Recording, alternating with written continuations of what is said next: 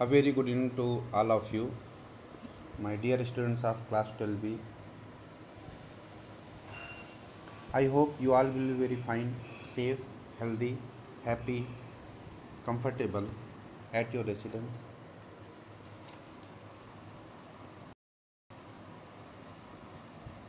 As we all know that is in my last class we were trying to discuss something on the architecture of Indus Valley civilization, and I taught you about uh, about Indus Valley civilization and its architectural value. And we have discussed a lot yesterday about the town planning of Harappa and Mohenjo-daro. Then, what was the condition of grid pattern? What was, how bricks were there in that, in that time civilization. Then, what about the, grid pattern and drains condition, road condition, everything we are right now discussing. It means that now we are on the top, we are on the right now on the top of our study about this civilization. One thing I would like to request to you, एक चीज़ मैं आप सबसे बहुत request करके कहना चाहता हूँ कि देखिए, जो चीज़ आपकी बुक में है सीबीएसई में उतने से ही आएगा। मतलब क्लास 12 के बोर्ड के पेपर में आपके बुक के बाहर से कोई चीज़ नहीं पूछी जाएगी। इस बार भी मैंने फील किया कि जो पेपर बना था वो थोड़ा डिफ़िकल्ट लेवल का लग रहा था। आई एग्री, वो थोड़ा सा कठिन लग रहा था, हाँ। लेकिन फिर भी मैं ये कहना चाहूँगा कि इतना कठिन होने के बाद भी कोई भी क्वेश्चन आपके बुक के बाहर से नहीं था। अतः हम कह सकते हैं, so that we can say, कि जो कठिन या सरल होता है वो हमारे अंडरस्टैंडिंग कॉन्सेप्ट, हमारी सोच और हमारे पढ़ने के तरीके से ही चीज़ें पता चल जाती हैं। ओके, तो again I would like to request, please अपनी टेक्स्ट को तीनों बुक के बहुत अच्छे से पढ़िए। जहाँ आपको फैक्चुअल डेटा मिलता है, जहाँ भी आपको कोई नाम मिलता है, कोई प्लेस का नाम मिलता है, कोई ईयर मिलता है, कोई नंबर की बात आती है, प्लीज़ उस डेटा को अंडरलाइन करिए, ठीक है ना। चूँकि ऐसे क्वेश्चंस आते हैं एग्ज़ाम में जो सीधे सीधे आपके फैक्चुअल नॉलेज को चेक करते हैं, और उसका टोटल नंबर ऑफ क्वेश्चंस है 20। ओके, वन अनदर थिंग, इस बार स्टेटमेंट और असर्शन के क्वेश्चन भी आए थे। ऐसे क्वेश्चन PT1 में पूछे गए थे, देन PT2 और PT3 में नहीं पूछे गए। तो इस बात की उम्मीद लगी कि नहीं, शायद इस तरह के क्वेश्चन ना आए। लेकिन एनुअल एग्जामिनेशन में 2 क्वेश्चन ऐसे आ गए एक नंबर के बेटा, जो स्टेटमेंट और असर्शन के क्वेश्चन थे। मतलब एक स्टेटमेंट कह दिया गया और नीचे उसको एक्सप्लेन कर दिया गया, और फिर पूछा गया कि स्टेटमेंट गलत है, एक्सप्लेनेशन सही है, या स्टेटमेंट सही है एक्सप्लेनेशन गलत है, या दोनों सही हैं लेकिन जो एक्सप्लेनेशन है वो स्टेटमेंट का जो कोरिलेशन है वो सही नहीं है, या दोनों सही हैं और कोरिलेशन भी सही है।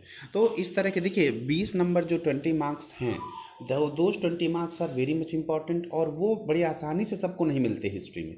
उसके लिए आपको थोड़ा सा अच्छे अप्रोच के साथ, please I request, line to line आपको NCERT पढ़नी पड़ेगी, तभी आपको 20 मार्क्स मिलेंगे। और जो लड़का 20 में 15 मार्क्स या 14 मार्क्स तक स्कोर कर ले जाएगा, उसकी गारंटी है कि अगर उसने पेपर और बाकी पेपर चाहे वो जैसे करके आ जाए, लेकिन करके आ जाए, 100% वो एग्ज़ाम क्वालिफाई हो जाएगा। लेकिन उसी के साथ मैं ये भी कहना चाहूँगा कि हम सिर्फ एग्ज़ाम क्वालिफाई करने के लिए नहीं पढ़ रहे हैं। अगर आज हम इतनी डिफ़िकल्ट कंडीशन में हम सब जुड़े हुए हैं एक दूसरे से, हम आप हमारा कहना मान रहे हैं, हम आपका कहना मान रहे हैं, तो ज़रूर इस सब चीज़ों का परिणाम एक अच्छा परिणाम होना चाहिए, हमारा रिजल्ट भी अच्छा आना चाहिए। तो एवरीथिंग डिपेंड्स अपॉन यू। आप सब बड़े ही मेहनत के साथ चीज़ों को संभालिए। अब आप जिम्मेदार हैं, अब आप बड़े हैं, और अब आपसे अपेक्षा है कि कक्षा 11वीं में जो भी भूल हमसे हुई क्लास 11 में, वो हम सब नहीं दोहराएंगे, और एक पॉजिटिव मेंटालिटी के साथ क्लास 12 में आगे बढ़ेंगे। तो खैर, ये तो थोड़ा सा आपको मोटिवेट करने के लिए मैंने चीज़ों को बताया। अब मैं पुनः अपने सब्जेक्ट में आ जाता हूँ। I now again come on my topic, on my subject as well. तो हम लोग पढ़ रहे थे डोमेस्टिक आर्किटेक्चर, है ना। सीटाडेल तक मैं कल पढ़ चुका था, और आज हम लोगों को पेज नंबर आई थिंक 7 में चलना है। 7 में डोमेस्टिक आर्किटेक्चर, है ना। देखिए, ये चैप्टर काफ़ी लंबा है, आप ये समझ लीजिए। अप्रॉक्सीमेट 27 पेजेस का चैप्टर है, तो it is very difficult little bit, लेकिन घबराइए नहीं, धीरे धीरे ही पढ़ेंगे इसको, समय लगता है। इंडस वैली सिविलाइजेशन है, धीरे धीरे पढ़ेंगे, समय लगता है। और जहाँ तक मेरी जानकारी है कि सीबीएसई भी कुछ सिलेबस को सॉर्ट कर रहा है। क्लास 12 के बोर्ड पेपर के लिए सीबीएसई कुछ ना कुछ तो करेगा, ये तो 100% है। चूँकि समय नहीं है, अब समय नहीं है तो जैसी भी स्थितियाँ नहीं हैं, लेकिन इस कम समय में हमें पढ़ना है, तो हम अभी इसीलिए थोड़ा सा स्पीड भी स्लो है। क्यों स्लो है? ताकि हम चीज़ों को देखते चलें, हम चीज़ों को समझते चलें, ठीक है। तो अब हम इसी दिशा में आज का टॉपिक डिस्कस करेंगे, जो हमारा है domestic architecture of Indus valley civilization. The lower town of Mohenjodaro provides example of residential building. जैसा आप जानते हैं कि कोई भी अगर किसी की सिटी की टाउन प्लानिंग है, तो we can divide that town planning into 2 parts. One is domestic मतलब one is citadel and second is lower town. तो now we are going to discuss about the domestic architecture of lower town. The lower town at Mohenjodaro provides example of residential buildings. many were centered on the residential building. Many were centered on the courtyard with rooms on all sides. अब देखिए, एक normal type का architecture आप लीजिए। अभी तो हम इस नीचे वाले फिगर पर भी देखेंगे, लेकिन पहले मैं आपके एजम्पशन के लिए I request all of you to think about your house. अपने गांव के घर को आप याद करिए। जो जो लोग गांव के रहने वाले हैं आप में से, I request all of them to please memorize your village. और जब आप अपने विलेज को याद करेंगे तो आप समझ जाएंगे कि कैसे आर्किटेक्चर, डोमेस्टिक आर्किटेक्चर का बैकग्राउंड कैसा होता है, वो कैसे वर्क करता है। तो इसमें कहा गया कि तमाम ऐसे सारे डोमेस्टिक हाउसेस थे वहाँ पर इंडस वैली सिविलाइजेशन के लोअर टाउन में, जहाँ बीच में कोर्टयार्ड होता था, बीच में कोर्टयार्ड होता था और उसके चारों तरफ बहुत सारे रूम्स बने होते थे, ठीक है। The courtyard was probably the center of activities such as cooking and weaving. Okay, and with rooms all side, the courtyard was probably the center of activities such as cooking and weaving, particularly during hot and dry weather. Okay, अब जैसे अब यहाँ का कहा गया particularly during hot and dry weather। अब जैसे आंगन में है, देन व्हाट हैपन्स, अगर गर्मी का दिन है तो लोग आंगन में ही चूल्हा छोटा सा रख लेते हैं, वहीं खाना बनाए, वहीं अपना चारपाई डाल के लेट गए, वहीं वीविंग का काम भी हो रहा है। वीविंग जानते हैं ना, बुनाई का काम हो रहा है, ठीक है। और अगर ठंडी है तो अपना यही काम वो लोग अंदर करते हैं। तो on the basis off season courtyard को यूटिलाइज किया जाता था इंडस वैली सिविलाइजेशन में, particularly during hot and dry weather. What is also interesting is an apparent concern for privacy. There are no windows in the walls along the ground level. अब देखिए, दूसरा point क्या है domestic architecture का, that is very important, कि privacy maintain करने के लिए, कि हमारे घर में कोई बाहर का आदमी ना झांक पाए, ना देख पाए कि हमारे यहाँ कैसे लोग हैं, क्या है, कैसे रहते हैं, क्या करते हैं। इस चीज़ को मेंटेन करने के लिए ग्राउंड फ्लोर में जितने रूम होते थे, जैसे अभी बताया ना कोर्टयार्ड और उसके चारों तरफ ग्राउंड फ्लोर है, तो ग्राउंड फ्लोर में जितने सारे रूम्स होते थे उन रूम में कोई भी विंडो का एविडेंस नहीं मिला है। जैसे अभी हम लोग घर बनवाते हैं, क्या करते हैं, ग्राउंड फ्लोर में हर कमरे में एक विंडो निकला देते हैं, ठीक है ना, कि नहीं हवा आएगी तो धूप आएगी। लेकिन इंडस वैली सिविलाइजेशन में हम लोग मोहनजोदाड़ो के लोअर टाउन का अध्ययन कर रहे हैं, और उसमें हम देख रहे हैं कि वहाँ पर ग्राउंड फ्लोर में कोई विंडो नहीं, no window is available there on ground floor. Okay, some houses have remains of particularly during hot and dry weather. What is also interesting is an apparent concern for privacy. There are no windows in the walls along the ground level. Besides, the main entrance does not give the direct view of the interior or the courtyard. अब दूसरा point क्या है कि main entrance जो है, जहाँ से आप इंटर करते हो घर में, मेन गेट से, वहाँ से खड़े होकर के आप कोर्टयार्ड को या अंदर की चीज़ों को डायरेक्ट व्यू नहीं करते। देखिए, प्राइवेसी का कितना ख्याल रखा जाता था, ये यूजली हम लोग अब अवॉइड करते हैं, लेकिन उस समय था कि प्राइवेसी का कितना ख्याल रखा जाता था कि आप उनके घर के गेट पर खड़े होकर के घर के अंदर क्या चल रहा है, वहाँ क्या एक्टिविटीज़ हो रही हैं, इन सब चीज़ों को आप नहीं आइडेंटिफाई कर सकते, ठीक है। अगला क्या है important, every house has its own bathroom paved with bricks. अब अगला पॉइंट क्या है कि हर घर में एक अटैच्ड बाथरूम होता था, ठीक है ना, अपना बाथरूम होता था जो ईंटों का बना हुआ होता था, with drains connected through the wall of the street drains, और उस बाथरूम से एक ड्रेन निकलती थी। ड्रेन जानते हैं, नाली छोटी सी पतली सी जहाँ से वाटर फ्लो करता है, ड्रेन। तो वो ड्रेन निकलती थी और वो ड्रेन निकल करके बाहर जा करके बड़े ड्रेन में जा करके मिल जाती थी, ठीक है ना, with drains connected through the wall to the street drains. Some houses have remains of the street cases to reach a second storey on the roof. कहीं कहीं से हमें सीढ़ियाँ भी मिली हैं, ठीक है ना, स्टेयर केस मिले हैं, ठीक है ना, सीढ़ियाँ मिली हैं। क्यों? ऐसे ऐसे मकान जो 2-2 मंजिल के मिले हैं, 3 मंजिल के मिले हैं, 4 मंजिल के मिले हैं इंडस वैली सिविलाइजेशन में, वहाँ एक मकान एक मंजिल से एक स्टोरी से सेकंड स्टोरी पर जाने के लिए हमें स्टेयर केस का यूज करना पड़ता था, और ऐसे स्टेयर केसेस के एग्जाम्पल इंडस वैली सिविलाइजेशन से मिले हैं। मैनी हाउसेज हैड वेल्स, मैंने पहले बताया बहुत सारे हाउसेज थे जहाँ कुएँ होते थे, often in a room that could be reached from the outside और and perhaps used by passers by, ठीक है ना।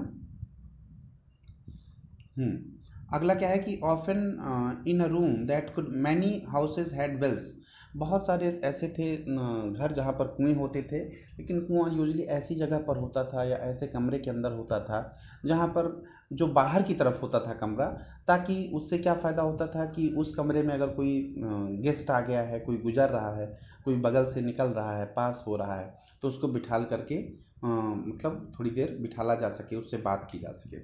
तो वहाँ पर कुएँ की व्यवस्था की गई थी, वेल की व्यवस्था की गई थी। Scholars have estimated that the total number of wells in Mohenjo-daro was about 700. Now see, underline this fact. Scholars ने total जो calculation किया है उसके accordingly कि total number of wells in Mohenjo-daro was about 700, ठीक है। तो इसको थोड़ा सा याद रखिएगा, underline it. Now where is the courtyard? Where are the 2 staircases?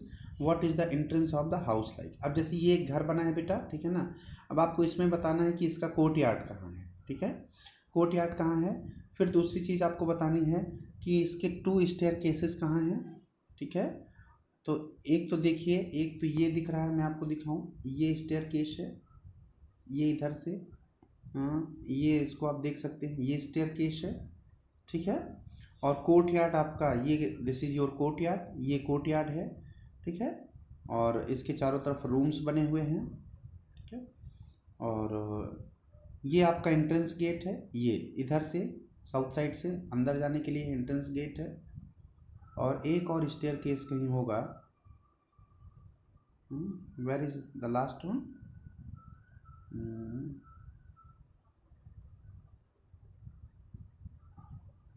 Okay let's see, ठीक है ना। तो इस तरह से ये एक डोमेस्टिक आर्किटेक्चर है लोअर टाउन का, ठीक है ना, कैसे बनने होते थे इस चीज़ को बताया गया है इस फिगर में कि लोअर टाउन कैसे बने होते थे। देन एक एक्सट्रैक्ट आया हुआ है, the most ancient system yet discovered, ठीक है ना। तो ये एक मैके, अर्नेस्ट मैके हुए हैं, उन्होंने एक स्टेटमेंट दिया था कि इंडस वैली सिविलाइजेशन की 2 ट्विन कैपिटल्स हैं, इंडस वैली सिविलाइजेशन की 2 ट्विन कैपिटल्स हैं, एक हड़प्पा और सेकेंड मोहनजोदारो, ठीक है ना। तो उनका नाम था अर्नेस्ट मैके। तो उन्हीं का एक एक्सट्रैक्ट आया हुआ है अबाउट द ड्रेन सिस्टम के बारे में। कहा गया है कि इंडस वैली सिविलाइजेशन का जो ड्रेन सिस्टम है, जो नाली व्यवस्था है, जो पानी का वाटर फ्लोइंग फैसिलिटी है जो इंडस वैली सिविलाइजेशन की, वो सबसे एंशिएंट है पूरे वर्ल्ड में, ठीक है ना, the most ancient system yet discovered, ठीक है ना, जो सीवेज सिस्टम है या drain system. About the drains Mackay noted it is certainly the most complete ancient system as it discovered. Underline 1 number का क्वेश्चन आ सकता है कि according to Mackay which characteristic और which system of Indus valley civilisation is considered the most ancient system yet discovered. Okay, तो आपको बताना होगा कि drain system. Every house was connected to the street drains. अब ये जो पूरा पैराग्राफ है बेटा, ये पूरा बोर्ड पर फिगर बनेगा, और फिगर बनने के बाद आप कन्फर्मली जान पाएंगे। Every house was connected to the street drains, the main channel were made of bricks set in mortar and were covered with loose bricks that could be removed from cleaning. अब इस situation को समझने के लिए आप इस समय जो करंट का होता है, इस समय जो प्रेजेंट टाइम का जो ड्रेन सिस्टम होता है उसके बारे में आप समझिए, ठीक है ना। उसको अगर आप समझ जाएंगे तो 100% मतलब आप चीज़ों को आप अपने घर का, आप सब किसी घर में रहते हैं ना, प्लीज़ एक बार आप अपने घर का ड्रेन सिस्टम ज़रूर चेक करिए। आप जान जाएंगे कि इंडस वैली सिविलाइजेशन का ड्रेन सिस्टम कैसा था, ठीक है ना।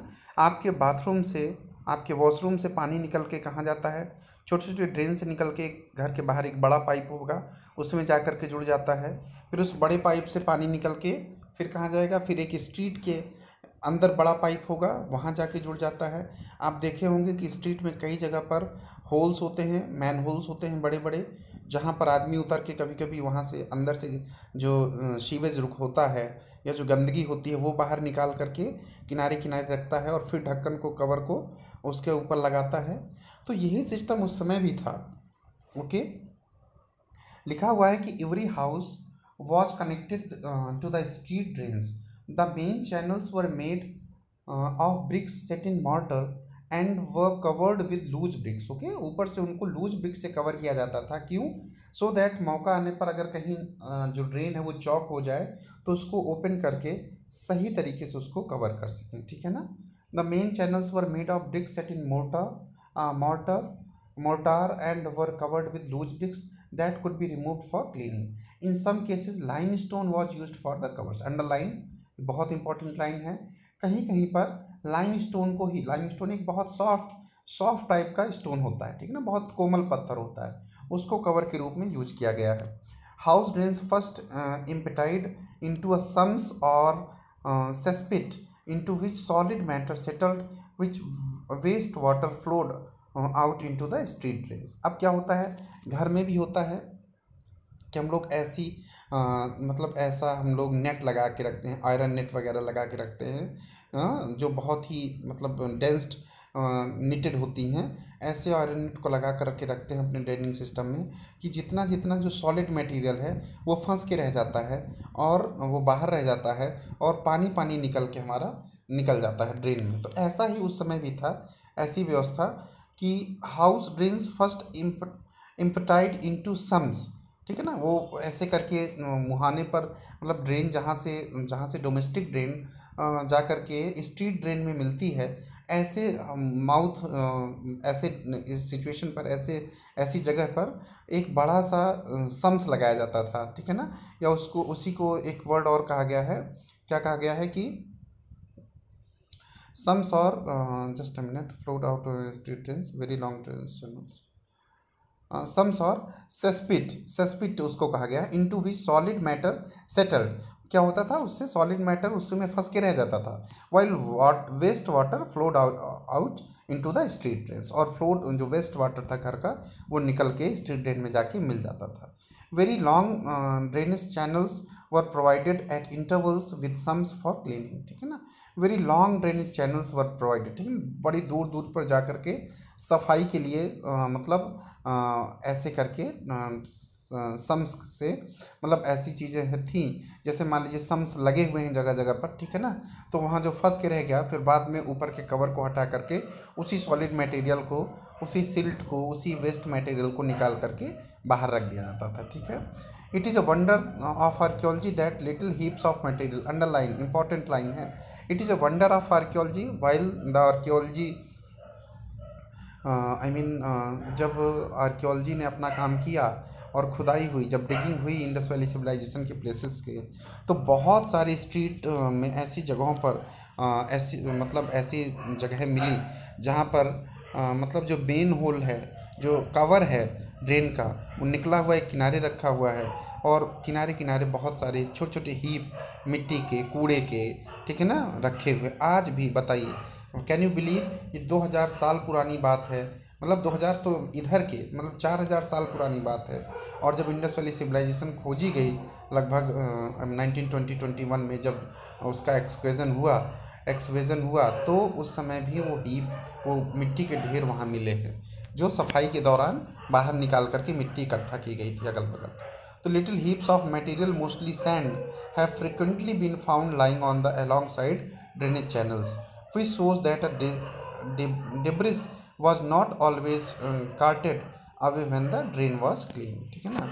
जो कि ये चीज़ शो करता है कि जो वेस्ट मटेरियल है, जो एक्स्ट्रा चीज़ें हैं जो बाहर निकाल करके रखी गई हैं, वो चीज़ें हमेशा बाहर नहीं की जाती थी, फेंकी नहीं जाती थी, यूजलेस नहीं की जाती थी, मतलब उसको वहाँ से बस किनारे निकाल करके मिट्टी डाल छोड़ दी जाती थी।